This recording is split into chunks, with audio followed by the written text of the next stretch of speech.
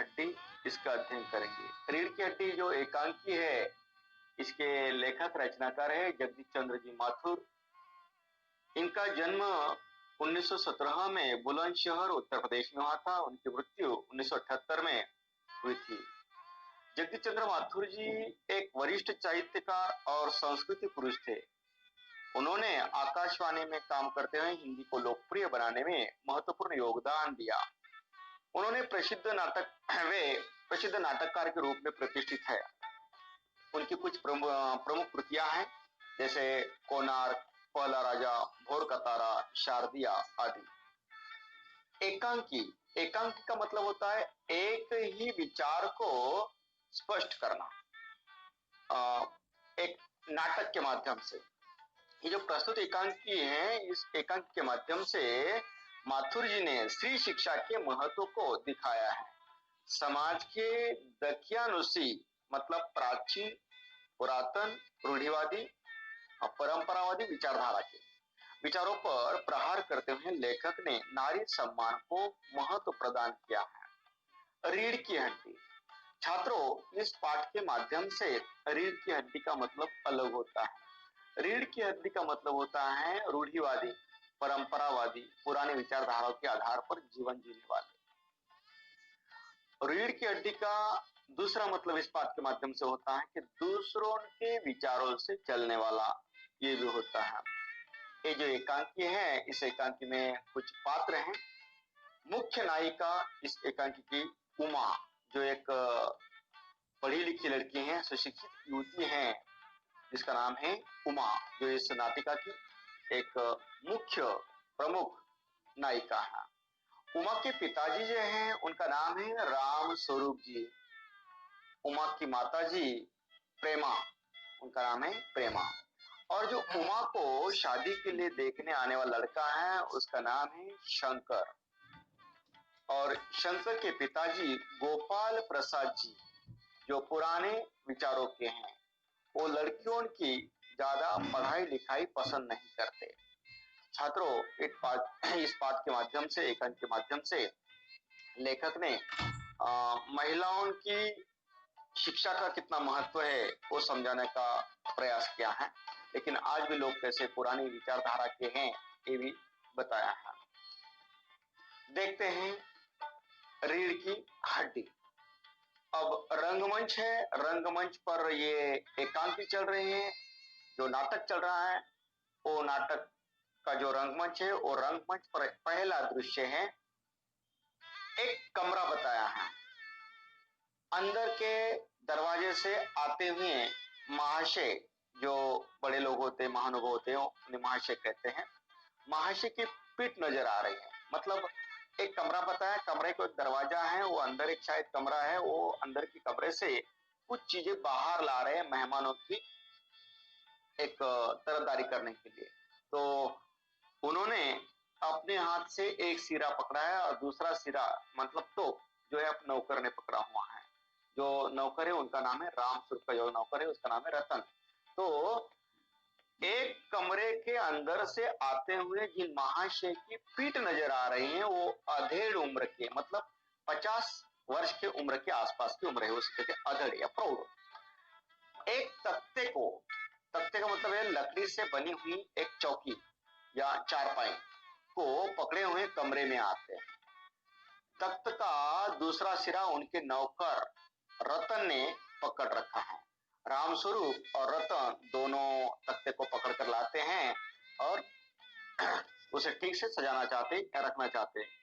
तो रामस्वरूप नौकर से कहते हैं, तख्ता पकड़ा हुआ दोनों ने, रामस्वरूप कहते अबे धीरे चल, धीरे धीरे धीरे धीरे चल, अब तख्त को उधर मोड़ दे, उधर उधर उधर। तख्त के नीचे रखे जाने की आवाज आती है। रतन कहता है बिछा दे साहब, मतलब ये बिछा दो। रामस्वरूप जरा तेज आवाज में कहते और क्या करेगा, परमात्मा के यहाँ अक्ल बढ़ रही थी तो तू देर से पहुंचा था क्या? बिछा दो साहब। अरे पसीना किस लिए बहा है? ये मालिक का ताना सुनकर उसे हंसी आती है। तख्त बिछाता है रतन और हंसता है।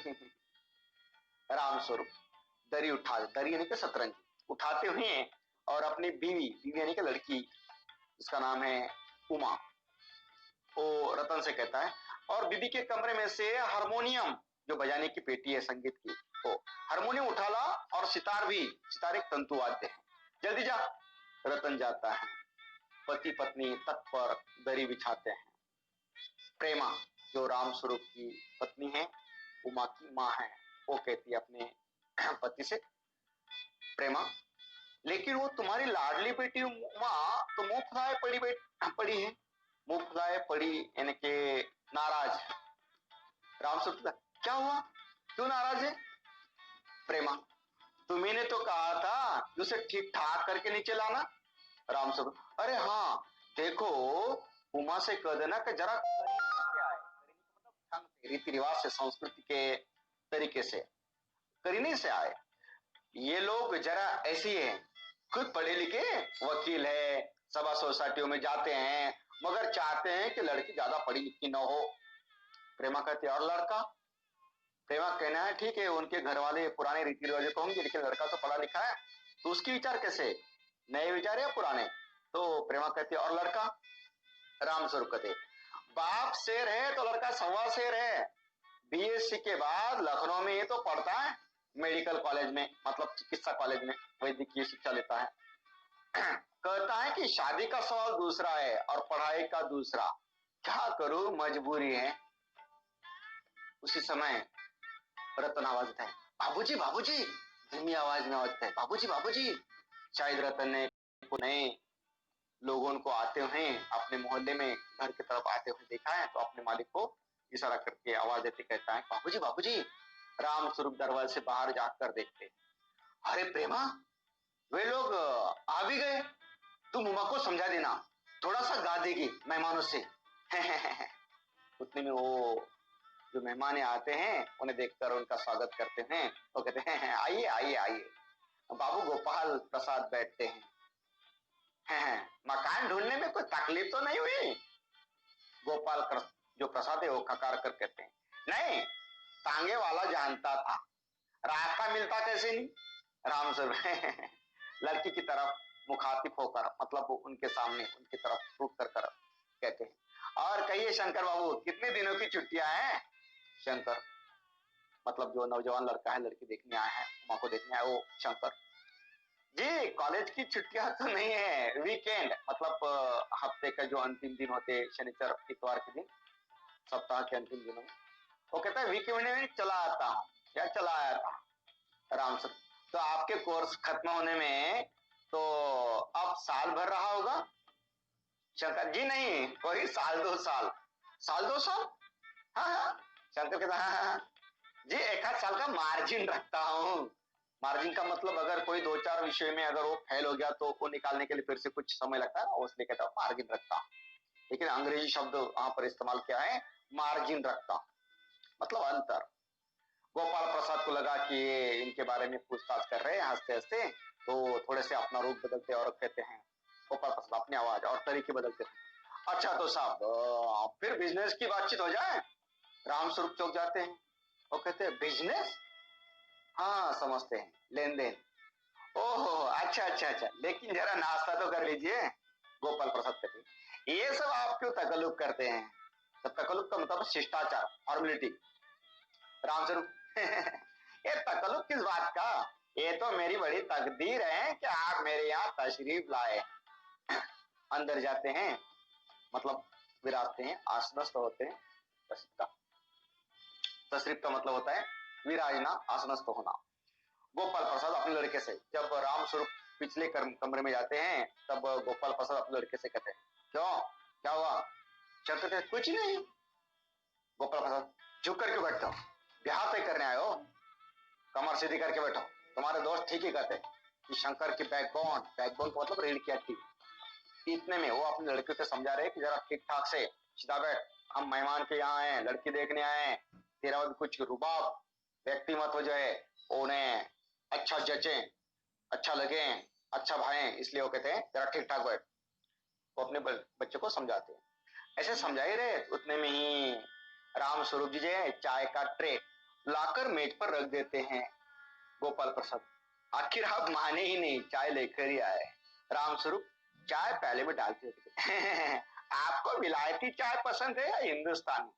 गोपाल प्रसाद, नहीं नहीं साहब, मुझे आधा दूध और आधी चाय दीजिए और जरा चीनी भी ज्यादा डालिएगा। शंकर खकार कर बीच में कहता है, सुना है सरकार आप ज्यादा चीनी लेने वालों पर टैक्स लगाएगी। गोपाल प्रसाद बीच में कहते हैं, चाय पीते हैं, सरकार जो चाहे सो कर ले, पर अगर आमदनी करनी है तो सरकार को बस एक ही टैक्स लगाना चाहिए। रामस्वरूप कहते हैं शंकर को प्याली पकड़ाते हुए, वो क्या? गोपाल प्रसाद, खूबसूरती पर टैक्स। रामस्वरूप और शंकर दोनों एक साथ हंस पड़ते हैं। मजाक नहीं साहब। गोपाल प्रसाद कहते हैं, मजाक नहीं साहब, ये ऐसा टैक्स है जनाब कि देने वाला चू भी न करेंगे। रामस्वरूप जोर से हंसते कहते, वाह वाह वाह, खूब सोचा आपने। वाकई आजकल खूबसूरती का सवाल भी बेढब हो गया है। बेढब यानी कि भद्दा बेढंग। हम लोगों के जमाने में तो ये कभी उठता ही ना था। तस्तरी यानी कि छोटी थाली गोपाल की तरफ बढ़ाते हैं, लीजिए। गोपाल प्रसाद कहते, समोसा उठा जाए। कभी नहीं, अपने जमाने में ये जो खूबसूरती इसके बारे में कभी नहीं, कभी नहीं। रामस्वरूप शंकर की तरफ मुखातिब होकर, आपका क्या ख्याल है शंकर बाबू? शंकर कहते हैं, किस मामले में? यह कि शादी तय करने में खूबसूरती का हिस्सा कितना होना चाहिए? बीच में ही गोपाल प्रसाद कहते, ये बात दूसरी है बाबू रामस्वरूप, ये बात दूसरी है। मैंने आपसे पहले ही कहा था, लड़की का खूबसूरत होना निहायत अत्यधिक, निहायत का मतलब अत्यधिक, और जायजा, जायजा मतलब जन्म पत्र तो मिल ही गया होगा। रामस्वरूप कहते, जी जायजा मतलब जन्म पत्र जो है का जायजे का मिलना क्या मुश्किल बात है। ठाकुर जी यानी कि भगवान कृष्ण, ठाकुर जी मतलब भगवान कृष्ण जी के चरणों में रख दिया, बस खुद ब खुद मिल गया, मिला वहां समझिए। शंकर भी हंसता है मगर गोपाल प्रसाद गंभीर हो जाती है। गोपाल प्रसाद कहते हैं, लड़कियों को अधिक पढ़ने की जरूरत नहीं है, सिलाई पुराई कर ले बस। रामस्वरूप मेज को एक तरफ सरका देते, फिर अंदर के दरवाजे की तरफ मुंह कर जरा अपनी पत्नी को आवाज लगाते, बीवी को आवाज लगाते, कहते, अरे जरा पान भिजवा देना। उमा पान की तस्तरी यानी कि छोटी थाली अपने पिता को देती है। उस समय उसका चेहरा ऊपर को उठ जाता है और नाक पर रखा हुआ सुनहरी, सुनहरी यानी कि सोने जैसी गोल्डन कलर है, रिम, रिम यानी कि फ्रेम, चश्मे की फ्रेम, सुनहरी रिम वाला चश्मा दिखता है। बाप बेटे चौंक उठते हैं। जैसे ही उमा पान की तस्तरी लेकर आते हैं, बाप बेटे दोनों लड़की के चेहरे की तरफ देखते हैं, दोनों को भी उमा के चेहरे पर सुनहरी रिम वाला चश्मा दिखा देता है। बाप बेटे चौंक उठते हैं। गोपाल प्रसाद और शंकर एक साथ, चश्मा! रामस्वरूप चश्मा दोनों ने एक साथ कहा और रामस्वरूप जरा सकपका गए। उन्हें सफाई देते हुए कहा, जी वो तो वो पिछले महीने इसकी आंखें दुखने लग गई थी, सो कुछ दिनों के लिए चश्मा लगाना पड़ रहा है। गोपाल, पढ़ाई वढ़ाई की वजह से तो नहीं है ना कुछ? रामस्वरूप कहते, नहीं साहब, वो तो मैंने अर्ज किया ना, मतलब मैंने आपको पहले ही बता दिया ना। रामस्वरूप ने बता दिया कि मैंने आपको पहले बता दिया पढ़ाई वढ़ाई के नहीं। गोपाल प्रसाद कहते हूँ, मतलब खुश हो गए, लड़की पढ़ी लिखी, चश्मा है लेकिन पढ़ी लिखी नहीं, अच्छी बात है, कम पढ़ी है। संतुष्ट होते, खुश होते हैं, कोमल स्वर में कहते हैं, बैठो बेटी, बैठो बैठो। गोपाल प्रसाद बैठो। रामस्वरूप, वहां बैठ जाओ उमा, वहां उस तक पर अपने बाजे वाजे के पास। उमा बैठती है। गोपाल प्रसाद, चाल में तो कुछ खराबी है नहीं, चेहरे पर भी छवि यानी कि तेज निखार है। हाँ, कुछ गाना वाना बजाना सीखा है? राम स्वरूप ही बीच में जवाब देते हैं, जी हाँ, सितार भी और बाजा भी। सुनाओ तो उमा, एक आध की सितार के साथ। उमा सितार पर